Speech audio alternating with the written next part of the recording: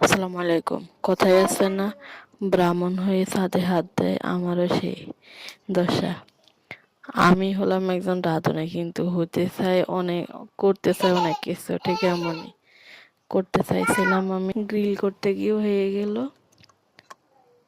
Fry. এইটা হলো আমার রাঁধুনির গল্প। কেননা আমার তো অন্য কিছু ছিল না, এই জন্য গ্রিলটা করতে পারি নাই। চুলের উপরে কি করে ধরবো, কি করে ফুটবো, হয় না। তাও একটু চেষ্টা করলাম, একবার ছুরি দিয়ে একবার কাঁটা চামচ দিয়ে পড়ে যায়। নিরুপায় হয়ে, উপায় না পেয়ে তারপর বাজি করে নিলাম, কি করব। যাক, তাও ভালো হয়েছে, এটাকে গ্রিল মনে করে অন্তত খেয়ে তো ফেলছি।